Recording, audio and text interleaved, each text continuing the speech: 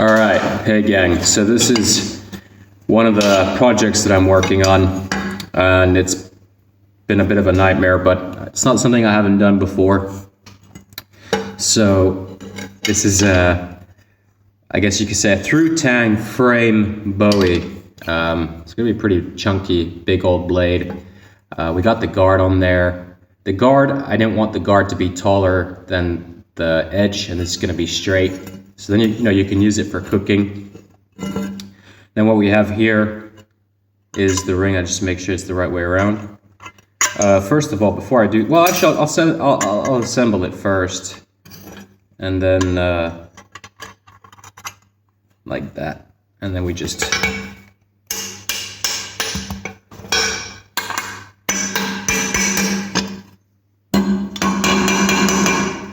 There you go. So. This will be a washer, and it'll fit at the front there to tighten up the gaps. I made a little bit of space. I don't know if you can see it between these to put a copper washer between the guard and the ring. One of the next steps after getting everything to fit right is to make the scales.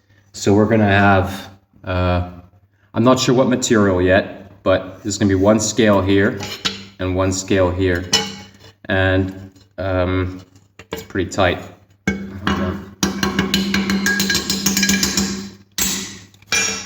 And so the way the construction works is, as you can see, there's a step there which the ring fits on. So when you impact the blade, the force of the spine doesn't go through any wood. It goes into the ring, and the ring keeps everything together. Then the frame, so you see I bored my way through there. This took like, just this little hole there with hand files, it took like over an hour. And then this fits, you can see there's those steps, and they fit right behind like that. And then the wood will go as really deep, it'll go all the way through the ring, so that deep. Wood or antler, I've done antler before. And then this is gonna be a washer that'll fit right at the front there, and then we're gonna pin it all down. So if it's a wood handle, there won't be any pins going through the tang. If it's antler, there might be, and if I can think of any other materials that I would use on here that's not like a raw type of fibrous material like wood, then I would put a pin. But wood doesn't like metal pins, and I don't want to put like wooden pins either. It's possible to do like a system like this that you can break down, but the problem with knives there, where you can disassemble the whole handle and stuff like that, is that they're generally way too weak. The blade is not heat treated, nothing is hardened yet, and I just need to get all the pieces done. Then I need to grind this blade all the way up so that it's as light as possible for its size. But I'll do that after everything else is pretty much ready. One of the nice things about doing a frame handle like this is you get a lot of strength, but you can cover the entire circumference of the frame with file work, and the file work won't have any negative effects on the handle. So they won't, because this is an independent piece of iron, it's not steel, none of those file marks that'll be on there, none of those file marks will actually be any stress points or any stress zones. So, but yeah, the key thing here is just to get everything to fit like perfectly, and to ensure that everything is a perfect fit.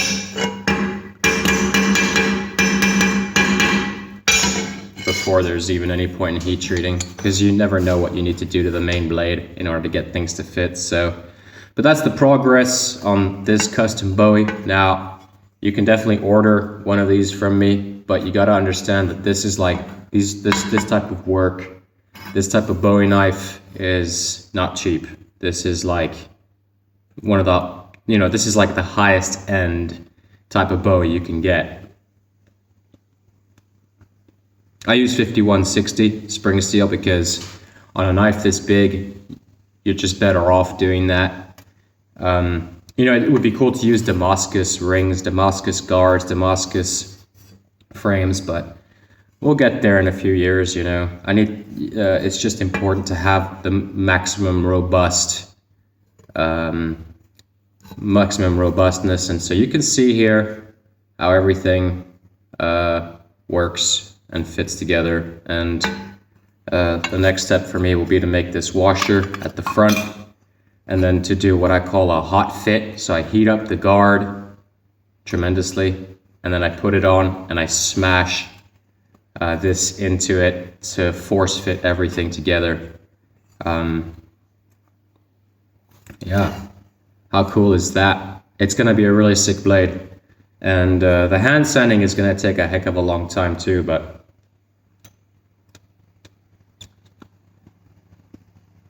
this is where we're at. Another reason why I don't heat treat the blades before is because, as you can see, I smack the tip to fit the guards. So when I make a guard, I drill 2 holes in a piece of metal. Let's just say this is the guard material. I drill 2 holes, and then I heat up the metal, and I get a chisel, and I cut away the excess like that. And then after that, I force fit the tang through. So that's the fastest, most convenient way to do it. A lot of guys, they just drill a ton of holes and spend all day filing. You don't need to do that. Unless it's a specific type of material that won't allow you to heat it up and chisel it, hot chisel it. I call it hot chiseling, but it's gonna be a lot of file work too. The nice thing with file work is that it makes things look so much nicer, and it makes everything look so much more handmade. So, I don't know, I could do like skull pattern all the way around. I haven't really thought about it yet. I also really like to keep things simple, so like just, you know, one direction kind of thing. That would be cool. But yeah, you guys are gonna like this one. It's gonna be super badass. There it comes out. It's pretty snug, and this will be, you know, peened to force it in as tightly and snugly as possible to the blade. And then a benefit of that is if anything ever were to get loose, you just peen it again. So that's why, you know, a pin through the tang is not necessarily that great of a thing.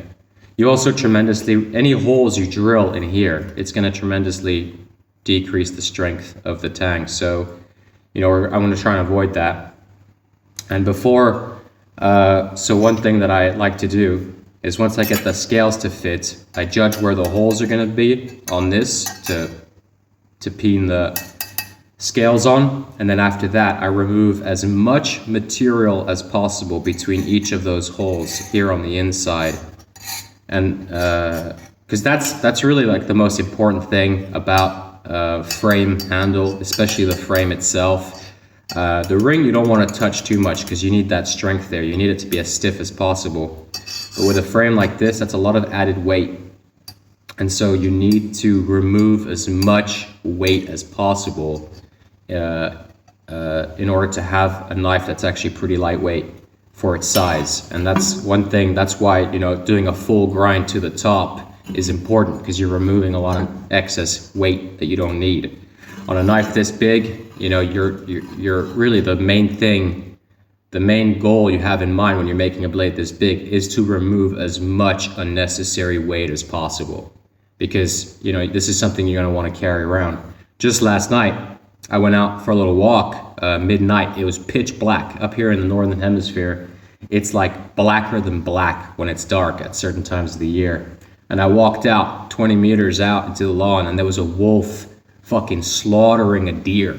And I was just there, like, without anything. And I realized, like, all I have, you know, is some knives on me. And one of the reasons I wanted to make myself a knife like this, I will in the future, it'll be a little bit different than this one, is because, like, if shit hits the fucking fan, it's nice to have at least a really large, chunky, lightweight, super duper knife that, you know, in the worst case scenario, you can just jab into their gut. You know, a wolf if they attack you or something, because that was really violent stuff. You forget how violent nature is until you see, you know, a pack of wolves just absolutely mauling a fawn and just racing it through the woods. And you know, I was maybe 50 meters away from that, and I could barely see what was going on. So, You know, there's a good reason, there's many reasons why you want a knife like this. I call these everything knives. You can cook with them, right? You can skin with them. That's why you need a clip point. You can block, you can defend against knife attacks with a spine. And then of course, if a bear attacks you, at least you have something, you know, or if a wolf attacks you, you know, if you smash this over the head of a wolf, they're dead. Like if you manage to land an edge on a knife like this in the skull of an animal, they're not going to be around for very long. So again, I'm not saying that this is like realistic scenarios, but you know, last night anything could have fucking happened, and you know, having a lightweight, large blade like this that you can stab really, really cleanly with and hack really cleanly with, you know, that could be the difference between you know, having your neck bitten out or a knife jabbed in their fucking chest. So you know, it's just nature at its finest. And nature, when a carnivore needs to eat, it is one of the most violent acts of like terror that occurs in nature. Like when a wolf is hungry, when a bear is hungry, they're not, it's not like a hunter where you shoot the heart and the animal drops dead instantly.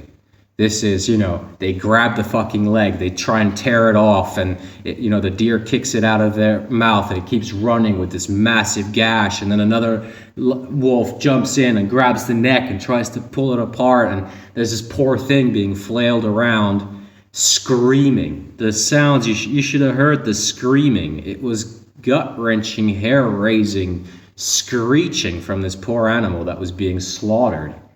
You know, and that's, you know, how much bigger are we humans to deer? We're not really that much bigger. I mean, there's no way we can't jump like them. We can't run like them.